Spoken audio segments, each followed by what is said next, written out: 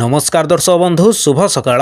आज हूँ सेप्टेम्बर मास 12 तारिख शुक्रवार। आज मु आपण पाखु ओडिशा तथा देश विदेशर किछि बछा बछा गुरुत्वपूर्ण खबर नैकर आसी जे खबर गुड़िक आपण माने जानिबा निहाती जरूरी। तेबे सेथि मध्यरे सुभद्रा योजना, पीएम किसान योजना, इश्रम कार्ड, राशन कार्ड, आजिर पाणीपाग, सुना दर, पेट्रोल दर भली बहुत सारा खबर रही। सेथिपाई भिडियोटी को शेष जाए देखंतु। ता सहित आपण न्यूज को केउ जिल्लार देखुचंती आमको तळे कमेंट माध्यम जणांतु। चैनल नुआ कर आस्थिले दयाकर चैनल टी को सब्सक्राइब कर दियंतु। पाखर आसुथिबा बेल आइकन को प्रेस कर रखंतु जहा फଳରେ भली गुरुत्वपूर्ण खबर आसिले आपण सर्वप्रथमे नोटिफिकेशन जरिए पाई परिबे। तेबे डेरी न करि चलंतु खबर उपरे नजर पकेइबा। आजिर प्रथम खबर सुना ग्राहकों पय आसिला दुख खबर। तेबे भारत बजार रे सुना दर हु हु बढ़ी चली। आज भुवनेश्वर बजार रे प्रथम थर पर 22 कैरेट सुनार दर 10 ग्राम पिछा 1 लाख टंका टपी 1,01,100 टंका पहुंची। आसंता काली तुलन में सुना दर रे 1250 टंका वृद्धि घटी। सेपटे 22 कैरेट सुना रे साधारणतः गहना निर्माण होता है। वर्धित दर सहित गढ़ा मूल्य और जीएसटी को मिसाइले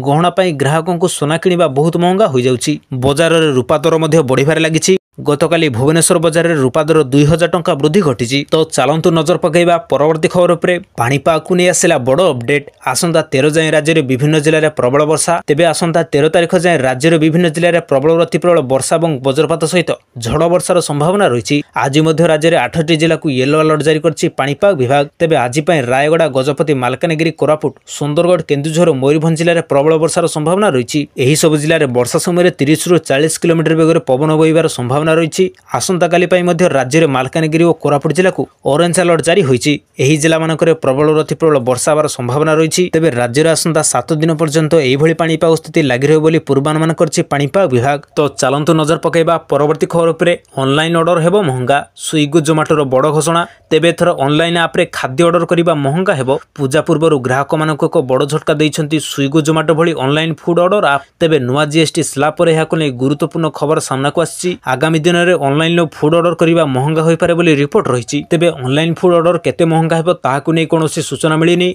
नुआ जीएसटी स्लैब मुताबक एणिकी ऑनलाइन खाद्य ऑर्डर कले एहा उपरे 18% जीएसटी लागिबो। एणु सेप्टेम्बर 22 तारिख परठू ऑनलाइन ले खाद्य ऑर्डर कले यूजर्स को अधिक टंका खर्च करिया को पड़िबो। तो चलंतु नजर पकेइबा परवर्ती खबर उपरे। बढ़िला पेट्रोल और डीजेल दर जानतु केते रही आपणक सहर रे दाम। तेबे प्रमुख सहर गुड़िक पेट्रोल और डीजेल मूल्य में परिवर्तन होईछि। किछि सहर रे दाम अपरिवर्तित रही। प्रत्येक दिन तेलर नुआ दर निर्धारण कर जाय थाए। आउ सेही अनुसार देश तथा राज्य मानकरे तैल दर निर्धारण कर जाय थाए। आज भुवनेश्वर में पेट्रोल दर 101 टंका 16 पैसा रही बेले डीजेल दाम लिटर प्रति 92 टंका 74 पैसा रही। दिल्ली में पेट्रोल दर लिटर पिछा 94 टंका 77 पैसा और डीजेल दर 87 टंका 67 पैसा होईछि। मुंबई में पेट्रोल दर लिटर पिछा 103 टंका 50 पैसा होइथे बेले डीजेल दर लिटर प्रति 90 टंका 3 पैसा रही।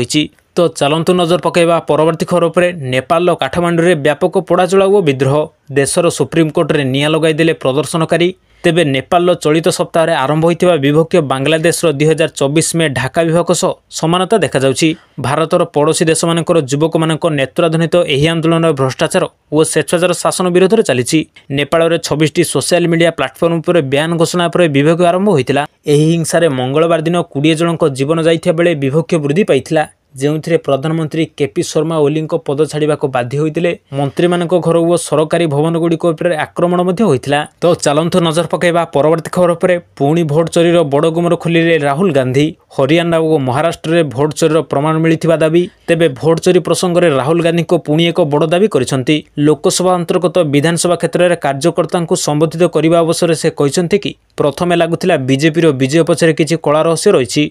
एबे हरियाणा और महाराष्ट्र होइतिबा भोट चोरीर पक्का प्रमाण मिलिथिबा कथा से कहते। एही अवसर में राहुल गांधी कहते कि बीजेपी भोट चोरी करी देशर नागरिकों अधिकार छड़ाई नीछि। हेले कांग्रेस कार्यकर्ता सहजरे लोकतंत्र हत्या हेबाकु देबनी। संविधान को बंचाई रखिबाकु प्रतिटी कांग्रेस कर्मी शेष रक्तबिंदु थिबा पर्यंत लड़िबे। तो चलंतु नजर पकेइबा परवर्ती खबर पर। 22 सेप्टेम्बर ही सस्ता करबाकु पड़िबो एही सब जिनिस।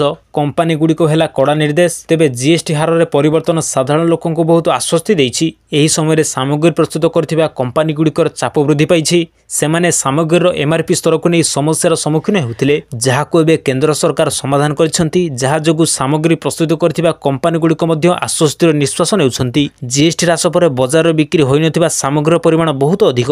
ଏପରି ପରିସ୍ଥିତିରେ କମ୍ପାନୀଗୁଡ଼ିକ ଏବେ ସେମାନଙ୍କର ପୁରୁଣା ବଳକା ସାମଗ୍ରୀ ଉପରେ ଏକ ନୂତନ ହାର ଲଗାଇ ପାରିବେ। ତ ଚାଲନ୍ତୁ ନଜର ପକାଇବା ପରବର୍ତ୍ତୀ ଖବର ଉପରେ। 5ଟି ପ୍ରସ୍ତାବ ଉପରେ ବାଜିଲା କ୍ୟାବିନେଟ୍ର ମୋହର। ଗତକାଲି ଲୋକସେବା ଭବନସ୍ଥିତ ସମ୍ମିଳନୀ କକ୍ଷରେ ରାଜ୍ୟ କ୍ୟାବିନେଟ୍ରେ 26ତମ ବୈଠକ ବସିଥିଲା। ମୁଖ୍ୟମନ୍ତ୍ରୀ ମୋହନ ଚରଣ ମାଝୀଙ୍କ ଅଧ୍ୟକ୍ଷତାରେ ଏହି ବୈଠକ ବସିଥିଲା। ଅନୁଷ୍ଠିତ ଏହି ବୈଠକରେ 5ଟି ବିଭାଗର 5ଟି ପ୍ରସ୍ତାବ ଆଲୋଚନା ପୂର୍ବକ ଅନୁମୋଦନ ମିଳିଛି।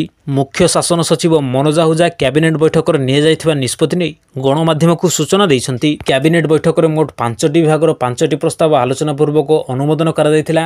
ସବୁଠାରୁ ବଡ଼ କଥା ହେଉଛି ଭୁବନେଶ୍ୱର ପାଇଁ ନୂଆ ସହର ଉନ୍ନୟନ ଯୋଜନାକୁ କ୍ୟାବିନେଟ୍ ପାଇଁ ମଞ୍ଜୁରୀ ମିଳିଛି। ବିଡିଏସ୍ଏସ୍ଆଇ ମିଳିତ ଭାବେ ନ୍ୟୁ ସିଟି ବିକଶିତ କରିବ।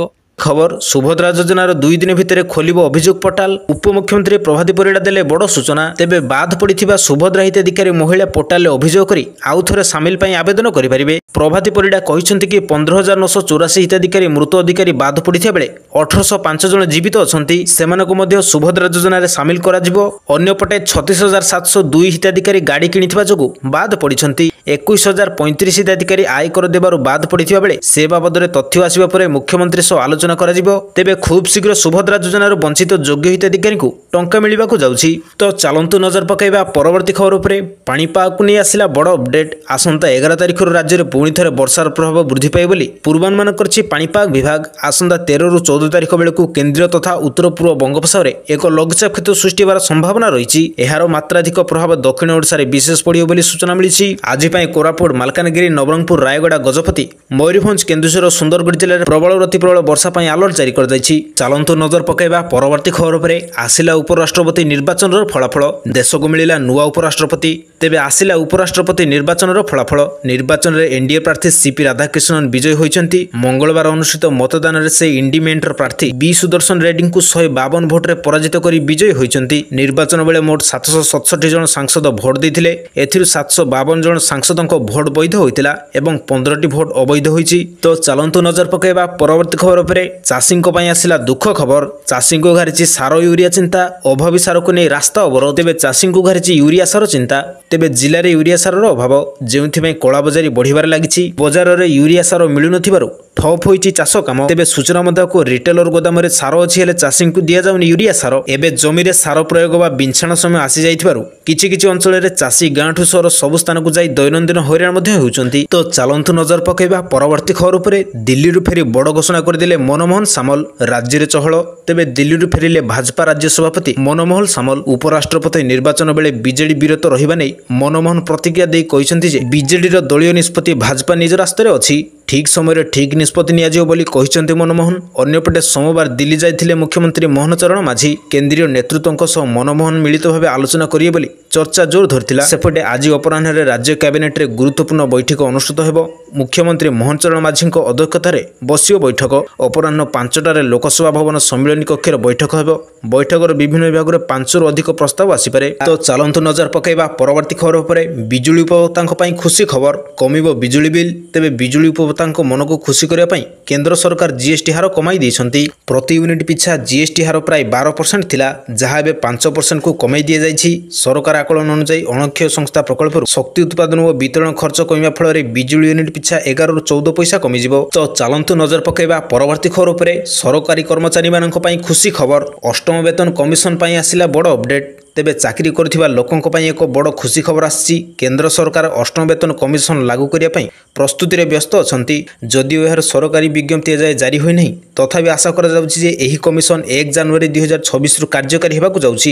ଏହା କେବଳ ଦରମାରେ ନୁହେଁ ବରଂ ପେନ୍ସନରେ ମଧ୍ୟ ଏକ ବଡ଼ ଉନ୍ନତି ଆଣିବ ବୋଲି ସୂଚନା ମିଳିଛି। ବର୍ତ୍ତମାନ ଦେଶରେ 48 ଲକ୍ଷରୁ ଅଧିକ ସରକାରୀ କର୍ମଚାରୀ ଏବଂ 67 ଲକ୍ଷରୁ ଅଧିକ ପେନ୍ସନଭୋଗୀ ଅଛନ୍ତି, ଯେଉଁମାନେ ଏହି ଦରମା କମିଶନରୁ ସିଧାସଳଖ ଲାଭ ପାଇବେ। ପୂର୍ବରୁ ପ୍ରାୟ 10 ବର୍ଷ ପୂର୍ବରୁ 2016ରେ 7ମ ବେତନ କମିଶନ ଲାଗୁ କରାଯାଇଥିଲା। ବର୍ତ୍ତମାନ 8ମ କମିଶନ 1 ଜାନୁଆରୀ 2026ରୁ କାର୍ଯ୍ୟକାରୀ ହେବ ବୋଲି ସୂଚନା ମିଳୁଛି। ତ ଚାଲନ୍ତୁ ନଜର ପକାଇବା ପରବର୍ତ୍ତୀ ଖବର ଉପରେ। ରାଜ୍ୟରେ ସକ୍ରିୟ ରହୁଛି ମୌସୁମୀ ବାୟୁ। 13 ତାରିଖ ଯାଏ ପ୍ରବଳରୁ ଅତି ପ୍ରବଳ ବର୍ଷା ସମ୍ଭାବନା। ତେବେ ରାଜ୍ୟରେ ଦକ୍ଷିଣ ପଶ୍ଚିମ ମୌସୁମୀ ବାୟୁ ସକ୍ରିୟ ରହିଛି। ଏହାର ପ୍ରଭାବରେ ବିଭିନ୍ନ ଅଞ୍ଚଳରେ ବର୍ଷା ଜାରି ରହିଛି। ଆସନ୍ତା 13 ତାରିଖ ପର୍ଯ୍ୟନ୍ତ ରାଜ୍ୟରେ ବିଭିନ୍ନ ଜିଲ୍ଲାରେ ପ୍ରବଳରୁ ଅତି ପ୍ରବଳ ବର୍ଷା ସମ୍ଭାବନା ରହିଛି। ଏନେଇ ପୂର୍ବାନୁମାନ କରିଛି ପାଣିପାଗ ବିଭାଗ। ଗତ 24 ଘଣ୍ଟା ମଧ୍ୟରେ ଝାରସୁଗୁଡ଼ା ଓ ବରଗଡ଼ ସମେତ ଉତ୍ତର ଅଭ୍ୟନ୍ତରୀଣ ଜିଲ୍ଲାଗୁଡ଼ିକରେ ପ୍ରବଳରୁ ଅତି ପ୍ରବଳ ବର୍ଷା ରେକର୍ଡ କରାଯାଇଛି।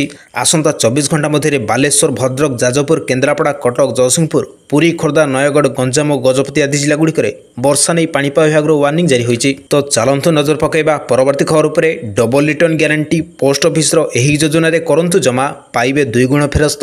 ତେବେ ଯଦି ଆପଣ ଏପରି ଏକ ନିବେଶ ଯୋଜନା ଖୋଜୁଛନ୍ତି ଯେଉଁଥିରେ ଆପଣଙ୍କ ଟଙ୍କା ସୁରକ୍ଷିତ ରହିବ ଏବଂ ଆପଣଙ୍କୁ ଡବଲ ରିଟର୍ନ ମିଳିବ, ତେବେ ଆପଣ ଡାକଘର କିଷାନ ବିକାଶ ପତ୍ର ଯୋଜନାରେ ଆପଣଙ୍କ ପାଇଁ ଏକ ବଡ଼ ସୁଯୋଗ ହୋଇପାରେ। ଏହି ସରକାରୀ ଯୋଜନା କେବଳ ଆପଣଙ୍କ ଟଙ୍କାକୁ ସୁରକ୍ଷିତ ରଖେ ନାହିଁ, ବରଂ ସ୍ଥିର ସୁଧ ସହିତ ଆପଣଙ୍କର ନିବେଶକୁ ମଧ୍ୟ 2 ଗୁଣ କରିଥାଏ। ଅର୍ଥାତ୍ ଯଦି ଆପଣ ଏହି ଯୋଜନାରେ 10 ଲକ୍ଷ ଟଙ୍କା ନିବେଶ କରନ୍ତି, ତେବେ 115 ମାସରେ ଏହାର ପରିମାଣ 20 ଲକ୍ଷ ଟଙ୍କା ହୋଇଯିବ। ତ ଚାଲନ୍ତୁ ନଜର ପକାଇବା ପରବର୍ତ୍ତୀ ଖବର ଉପରେ। 24 କ୍ୟାରେଟ ସୁନା ଦରରେ ବଡ଼ ପରିବର୍ତ୍ତନ, ସୁନା ଦରରେ ହେଲା 110 ଟଙ୍କା ହ୍ରାସ। ତେବେ କମିଛି ସୁନା ଏବଂ ରୂପା ଦର। 24 କ୍ୟାରେଟ ସୁନାର ଦର 10 ଗ୍ରାମ ପ୍ରତି ସୁନା ଦାମ 1,08,380 ଟଙ୍କା ରହିଛି, ଯାହାକି ଗତକାଲି 1,08,490 ଟଙ୍କା ରହିଥିଲା, ଯାହାକି ଆଜି 110 ଟଙ୍କା ହ୍ରାସ ଘଟିଛି। ଚଳିତ ବର୍ଷ ଆରମ୍ଭରୁ ବର୍ତ୍ତମାନ ସୁଦ୍ଧା 30,000 ଟଙ୍କା ମହଙ୍ଗା ହେଲାଣି ସୁନା ଦର। ଖାଲି ଭୁବନେଶ୍ୱର ନୁହେଁ ବରଂ ସାରା ବିଶ୍ୱରେ ମହଙ୍ଗା ହେଉଛି ସୁନା। ଦିଲ୍ଲୀରେ ମଧ୍ୟ 24 କ୍ୟାରେଟ ସୁନାର ମୂଲ୍ୟ 1,06,446 ଟଙ୍କା ରହିଥିବା ବେଳେ ରୂପା ଦର 23,521 ଟଙ୍କାରେ ବିକ୍ରି ହେଉଛି। ଚାଲନ୍ତୁ ନଜର ପକାଇବା ପରବର୍ତ୍ତୀ ଖବର ଉପରେ। ପେଟ୍ରୋଲ ଏବଂ ଡିଜେଲ ମୂଲ୍ୟରେ ବଡ଼ ପରିବର୍ତ୍ତନ, ଜାଣନ୍ତୁ ଆପଣଙ୍କ ସହରରେ କେତେ ରହିଛି ରେଟ୍। ତେବେ ପ୍ରମୁଖ ସହରଗୁଡ଼ିକରେ ପେଟ୍ରୋଲ ଏବଂ ଡିଜେଲ ମୂଲ୍ୟରେ ପରିବର୍ତ୍ତନ ହୋଇଛି। କିଛି ସହରରେ ଦାମ ଅପରିବର୍ତ୍ତିତ ରହିଛି। ପ୍ରତ୍ୟେକ ଦିନ ତେଲର ନୂଆ ଦର ନିର୍ଦ୍ଧାରଣ କରାଯାଇଥାଏ, ଆଉ ସେହି ଅନୁଯାୟୀ